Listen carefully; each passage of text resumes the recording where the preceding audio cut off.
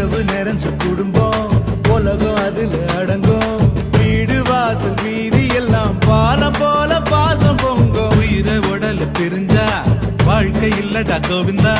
அண்ணன் தம்பி 2 பேரும் அப்படித்தான் சேர்ந்து